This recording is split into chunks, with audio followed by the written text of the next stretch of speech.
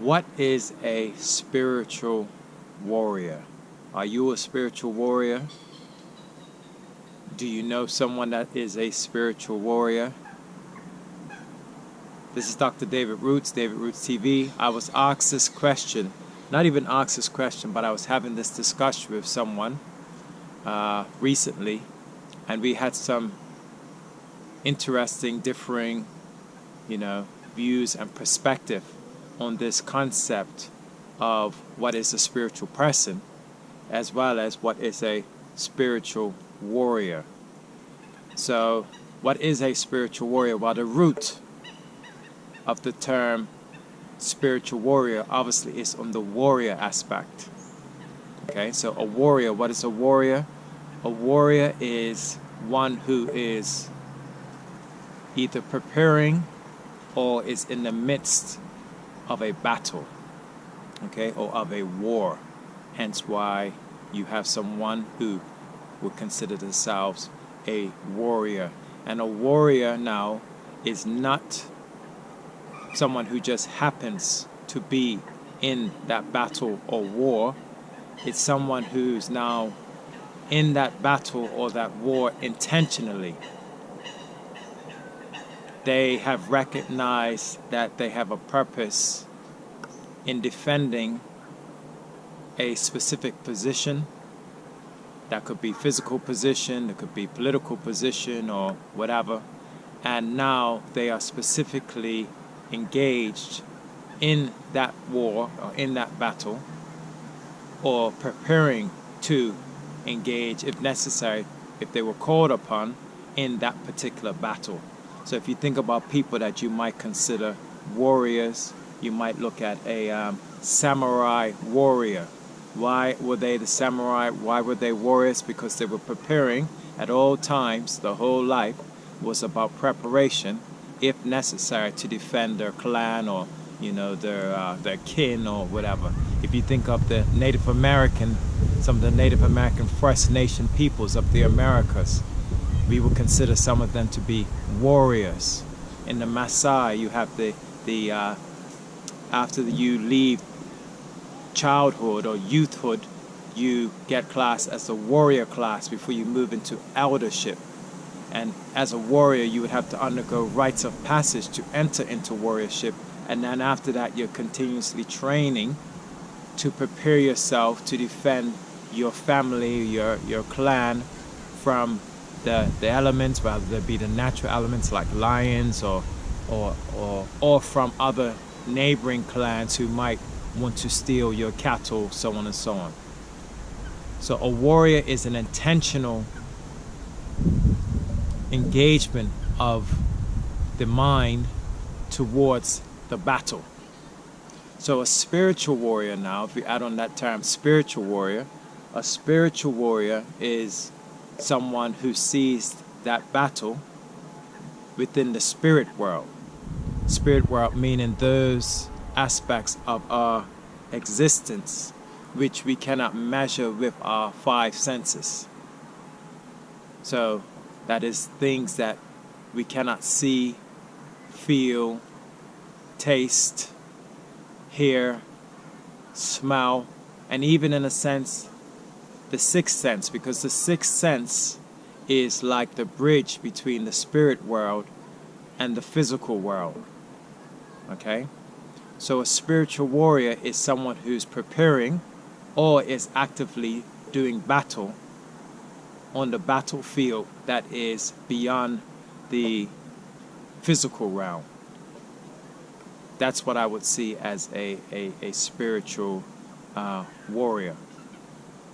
So one now has to think, well, what is this battle that we're talking about? Well, depending on your framework of which you operate from, the reality is that everything is spirit, ultimately. Because ultimately, life is fleeting. So, from whence we came is where we will return. And where we came from, we cannot classify it by physical means alone. Okay? You can't classify your your obtaining of consciousness by physical means alone. You could classify your obtaining of a physical body by physical means alone, but not necessarily your obtaining of consciousness. So everything is spirit ultimately. And so even the five senses and all things that exist in the three-dimensional world, meaning the world that we can see and measure with those five senses, operates off of the framework of the spiritual world. Okay? So the battle then, depending on, again, your framework, for me, I see as two fundamental forces. Okay? That's the duality, good and evil. Now, good and evil in the physical realm are subjective. All right, so what is good to somebody could be evil to another, and what is evil to somebody could be good to another.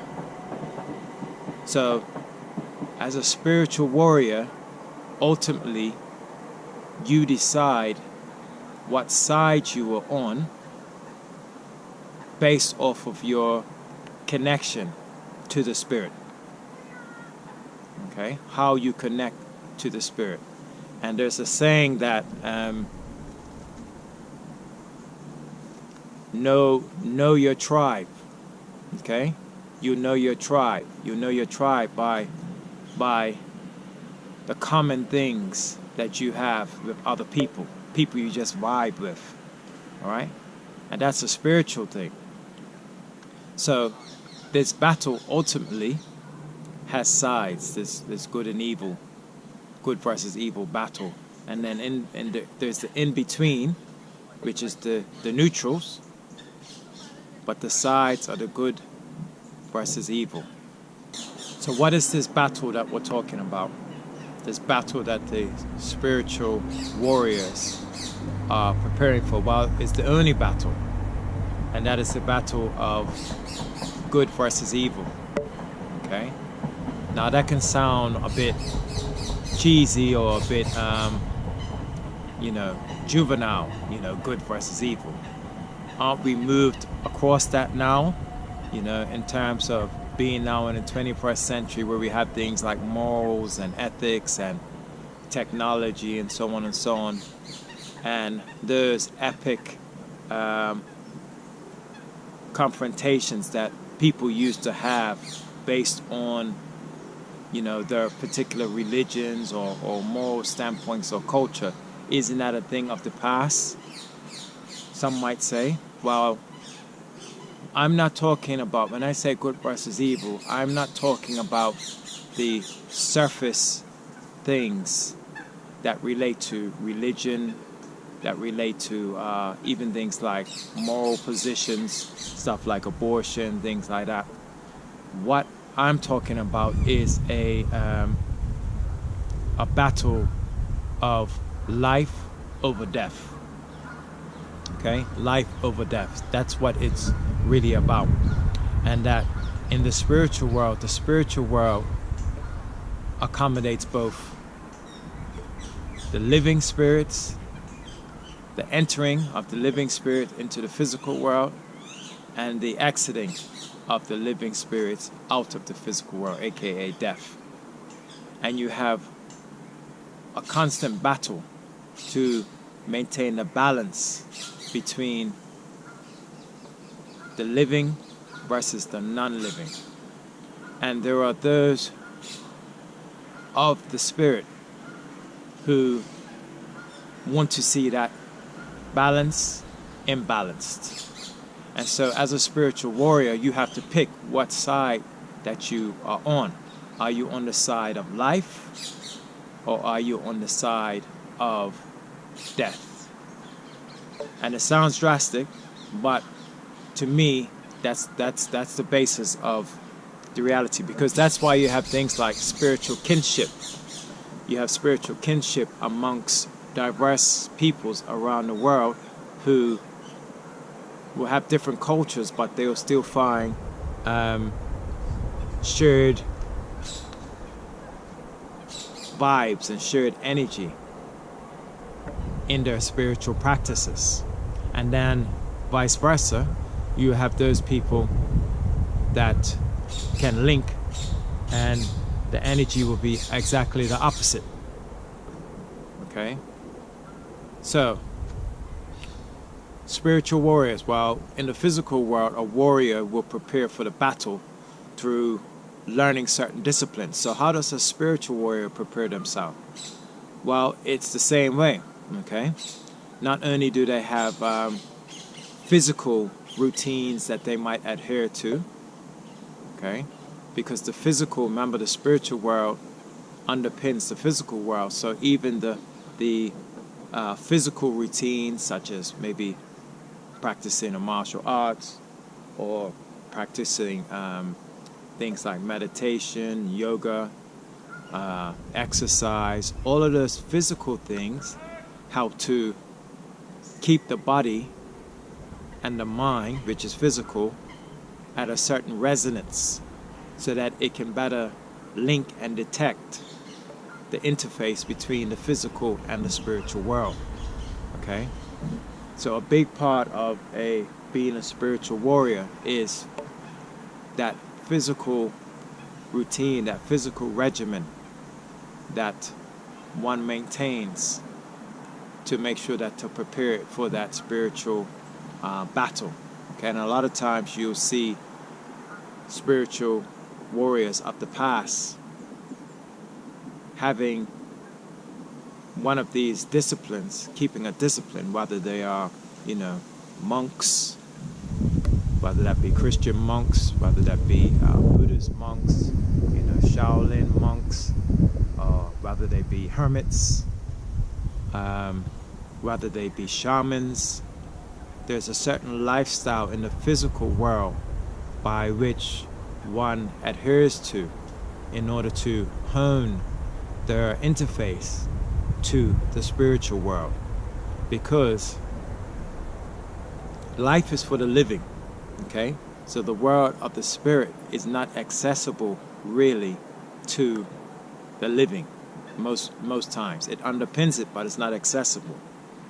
Most people go about their daily lives just on that physical plane, interface with the physical plane, even though at all times they're connected to the spiritual world. So it's only when you fine-tune, by fine-tune I mean you actually tune in, like a radio, you're tuning in to that particular frequency, to that particular wavelength, to the spiritual world, that you can actually operate on that level. Okay? So maintaining a physical discipline is very important. Other common aspects as well are things along the lines of being educated by people who are already in the spiritual world as a practitioner. Okay, so that might be an elder or elders. That might be a adept. Okay, an adept, ADEPT. Okay, and in previous times, these people were given names. Okay, so some of the names they might have been given were things like witches, warlocks, magicians, wizards, shamans. Depending on what culture you came from, every single culture would have them. Okay, so no culture is not no culture is void of these people. But these may be people that you may be linking with actively or seeking out in order to hone your own spiritual practice as a preparation. So that's two things. A spiritual warrior has a specific physical practice that they are honing in, as well as they may be linking with a specific practitioner. And number three is they will be developing the art of defense and attack spiritually in order to operate as a spiritual warrior. Okay, so what do we mean by weapons? So a warrior, like a samurai warrior, his primary weapon will be a sword, a samurai sword. A warrior such as a ninja, their primary weapon is to operate within the shadows, and they have a vast array of other weapons which they can use to operate with. While a spiritual warrior, depending on their specific plane that they're trying to operate on, whether that may be linking with kindred spirits like the flora of the earth, meaning with the trees. They may be linking with the animals, like the shamans, where they link with plants and animals. They may be linking with the physical forces, like a wizard. They may link with the physical forces. They may be linking with the energy of the source. Okay? So you might have a prayer warrior that uses words of affirmation, and they can operate along that way. So whatever it is, they would be developing specific weaponry so that they can operate against the forces of darkness that we talked about. They may be on the side of the dark. The movie series Star Wars talks a lot about this, because that's what they were talking about when they talk about the Jedi versus the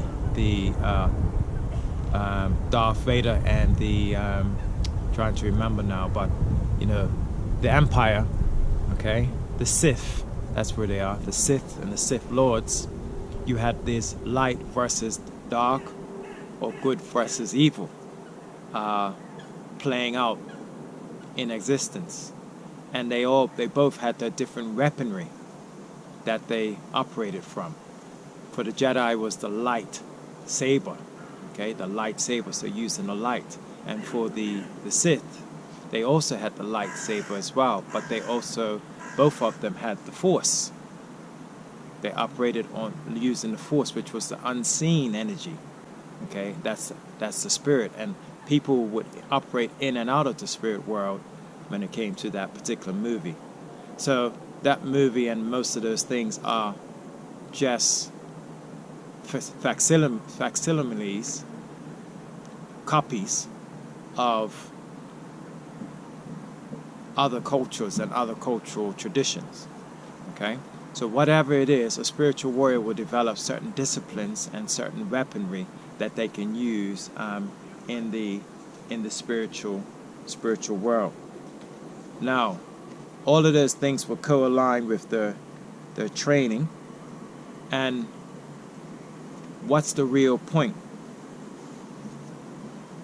Well, there's a single focus for that spiritual warrior that in their lives may make them appear to be quite selfish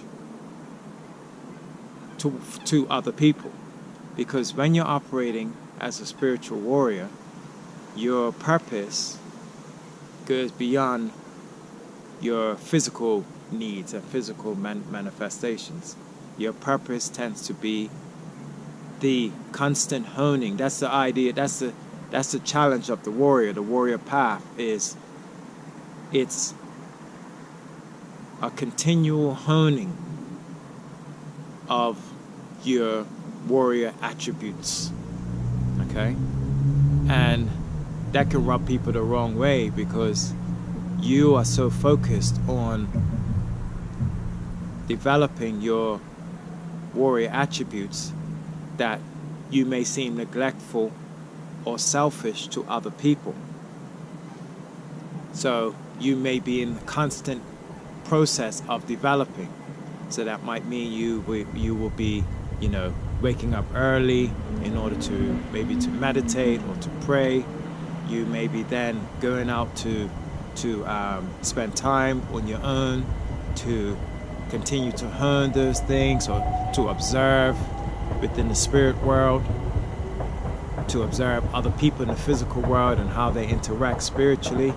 you may have to go on a quest, okay? And that quest may be to find certain things that you may need to enhance your spiritual powers or to enhance the spiritual powers of someone else.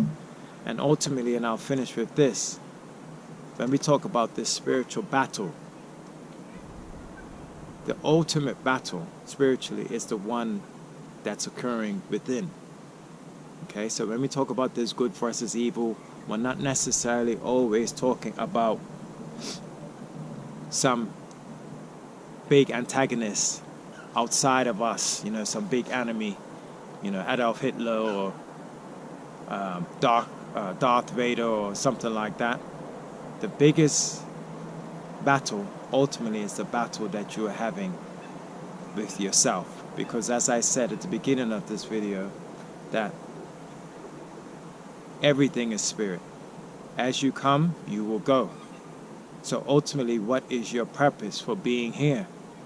And that purpose is to continuously attempt to reveal your light and your true self. And continuously what will get in the way of that is that darkness. Okay? That darkness will come to try to shadow your true self. So as a spiritual warrior,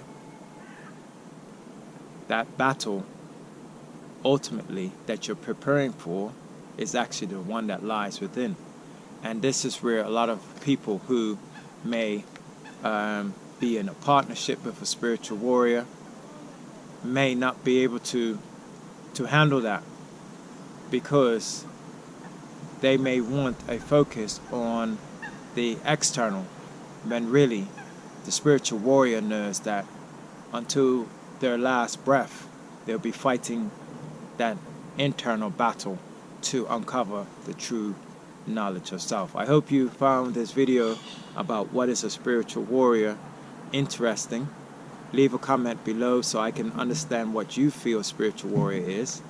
And in my next video, I'd like you to we're going to talk a bit about what is it like to be a partner and who should be a partner. What should a partner be like for someone that is a spiritual warrior? This is Dr. David Roots. Give thanks for listening.